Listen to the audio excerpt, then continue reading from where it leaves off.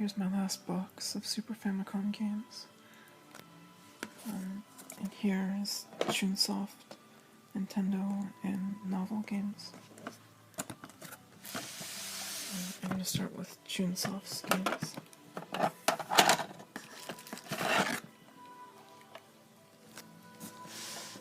And Chunsoft is one of my favorite Super Famicom developers. And I have a lot of respect for them, what they did at that time, because this was the era when they first started self-publishing their own games.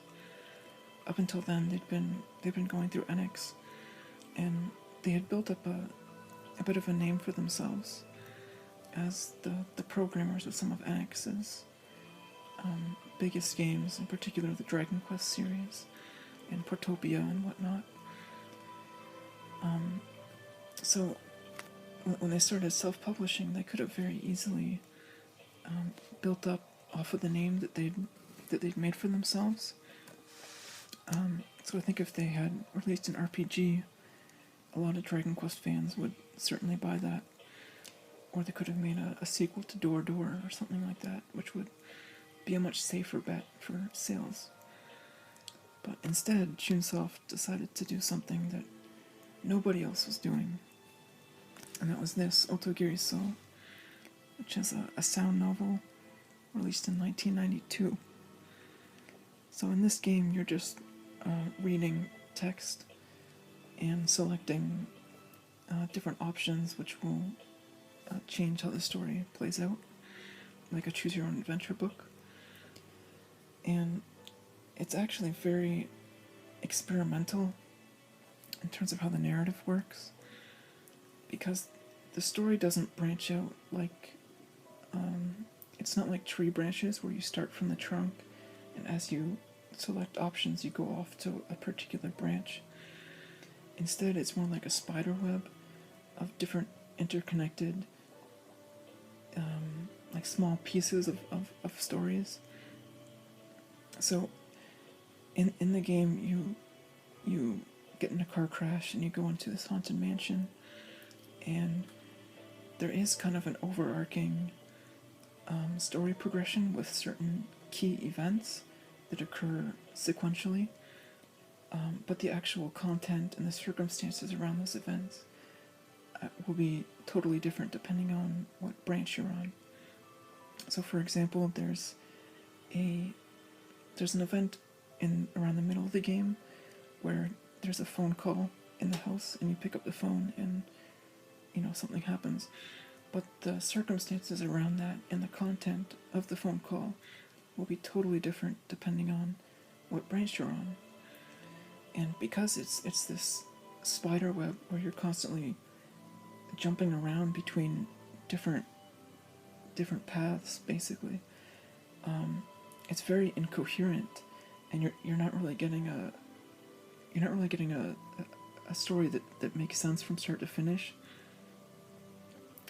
It's pretty hard to explain because it's so odd and experimental, but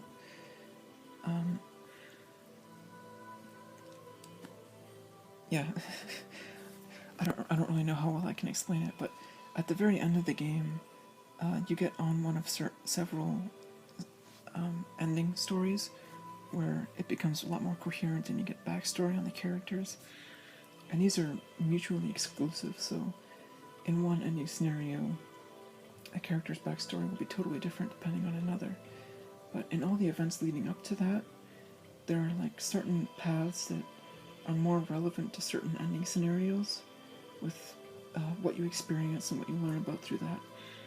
But because you're jumping around so much, you're not able to really piece together the story until you play it multiple times and you sort of see how all those different parts fit together.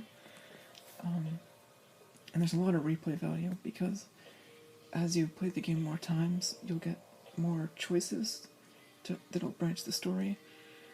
And there's just so many variations on the events and different things that happen depending on what you pick. I got really, really hooked on this game, and I played it like 15 times or 16 times a lot. I got all the endings, and it's just so fascinating how the story works and kind of piecing it all together. Yeah, it's really eclectic. There's like gag scenarios. It'll jump between horror and being funny and being suspenseful, and yeah, it's really really good. If you can read Japanese, you should play this. So their second game, Chunsoft's second game, actually did use the Dragon Quest name, which is Toniko no Daiboken. The first mystery dungeon game, Fushiki No Dungeon. And the series has expanded a lot over the years. There's now, there's Chocobo Mystery Dungeon, Pokemon Mystery Dungeon. There was even a Tower of Druaga, Fushigi no Dungeon, The Nightmare of Druaga, on the PS2, which is pretty good. But this is the first one, and it's pretty good, although it's kind of simple compared to Shiren, which would come afterwards.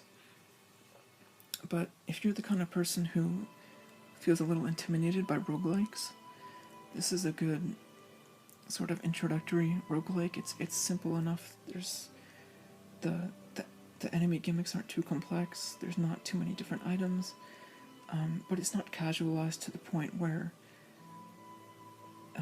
the information that the experience that you gain from playing the game wouldn't apply to more difficult roguelikes.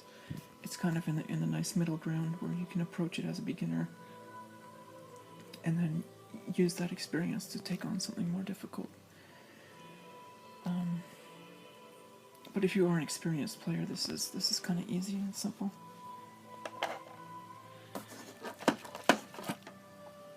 Next was Kamaitachi no Yoru, which was another sound novel. And compared to Otogiri Sol, the story in this one is a lot more, a lot less experimental, more, I can't think of the word, normal, I guess, normal. So this is a murder mystery suspense novel, and the premise of the story is that you go to a ski lodge with your girlfriend, and there's a really bad blizzard that night, and there's about a dozen people in the ski lodge, and during the night it's discovered that someone has been brutally murdered, and you have to figure out who is the murderer. So the story actually doesn't branch that much. There's not nearly as many differences on replay as with Otogiri Sol.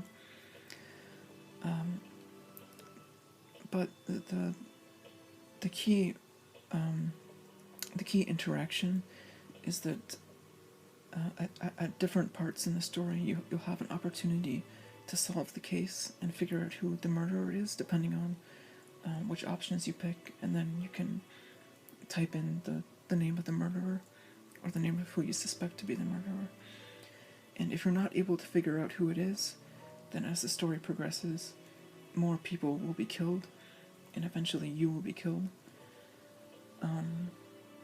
So the game never explicitly tells you who the murderer is, so you want to keep notes of the clues that you pick up and keep track of where everyone is at different times of the night and that kind of thing. And it's pretty good, although I don't think there's as much replay value to it as some other novel games like Otogiri Sol, just because there aren't that many variations to it. Instead of having a lot of variations in the murder mystery story, they added other bonus scenarios that unlock after you finish the main scenario, and those have the same setting and characters, but the stories will be totally different. Like, one of them is a spy thriller, another one is like a ghost story, and those are okay, but they're kind of short. So the murder mystery is like definitely the main meat of the game, And this is a very, very famous game in Japan. It really kicked off the popularity of novel games, and there's been a lot of people who were inspired by this one.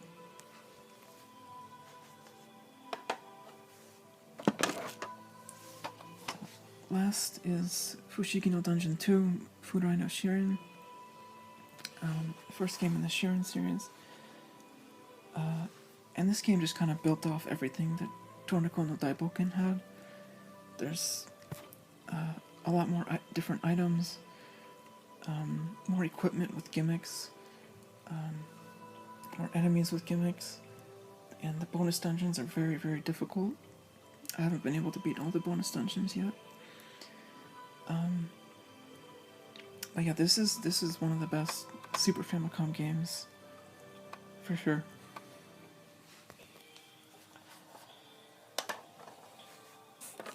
Okay. Here's a game that I've been playing a lot lately. Gakkou de Atta Kowai Hanashi. It's another sound novel, developed by Pandora Box, published by Bon Presto. And in this game, you play as a high school student as part of the school newspaper club, and the president of the club tells you to write a story about the 7 school mysteries, which are like legendary horror stories about the school. So to learn the stories, you meet with students after school, and you hear their horror stories. So there's 6 students who you meet with, and each of them has a different story depending on whether you choose to listen to them first, second, third, fourth, fifth, or sixth. And then there's a 7th scenario that plays depending on who you picked 6th. And so there's also bonus scenarios. So in total there's 50 different scenarios to choose from, and even within those scenarios there's branching paths and multiple endings, which can be very, very different depending on the choices you make. So really the amount of content is enormous. And what I find really interesting about this game is you're not actually actively participating in the stories, like most of the time, although a few of them you do. But most of the time you're just listening to the stories from these characters. And so the way that you interact with the stories is they'll ask you questions, and these can be things like, what do you think happened next? Or what do you think this character was thinking? Or sometimes they'll just ask you questions about your personality or your interests, and that will branch the story. So in a lot of novel games, you're limited to interacting with the story from one perspective, but because you're listening to the story from someone else, they can ask you questions where you can interact with the story from multiple characters in the story, or not even from characters, just from choosing what will happen next. And so there's a lot more different ways that you can interact with the narrative compared to a novel game where you're only choosing actions from one person's perspective. And more than that, since you're listening to them from specific students in the school, the 6 students who you meet with, they're all kind of strange and eccentric, and as you replay the game and listen to more of their stories, you learn more about these characters indirectly through the stories that they tell. Even though most of the stories aren't actually about them, they're just legends that they've heard. You just inevitably learn about these odd, eccentric students, and that becomes I would say the most interesting part of the game. Even though the stories themselves are really good, the characters add a whole other layer to it. And this is I think one of the best games I've ever played. Like a top 10. It's just so interesting. There's so much content to it. It's got such a unique style, and the characters are so interesting. A whole lot of variety of different horror stories. Yeah, it's really, really good. And this game has a bit of a cult following in Japan. If you look on like Pixiv or Nico Video, there's a lot of fan videos and stuff of this. So yeah, it's really, really good.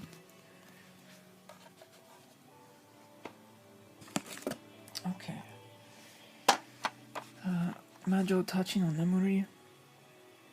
I haven't read this one yet. It's another sound novel. Same with Yakochu, another sound novel that I haven't read yet.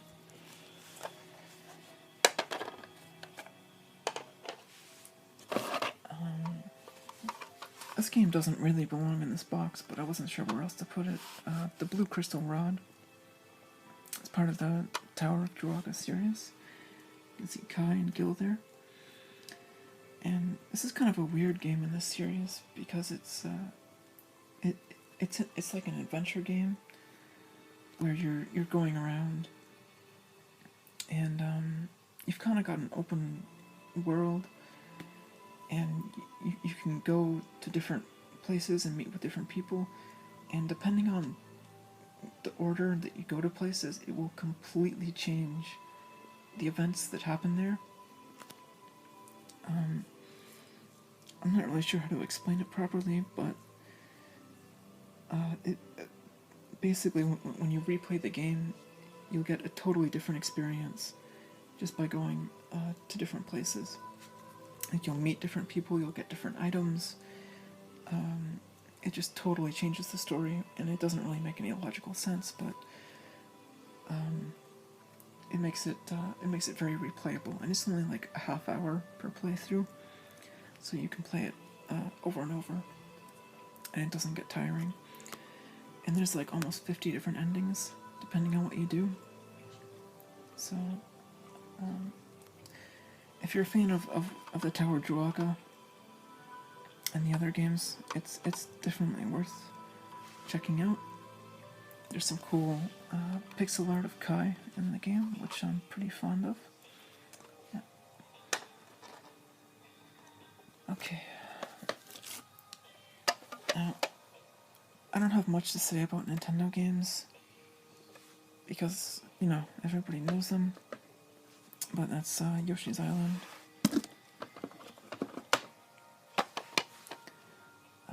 Link to the Past.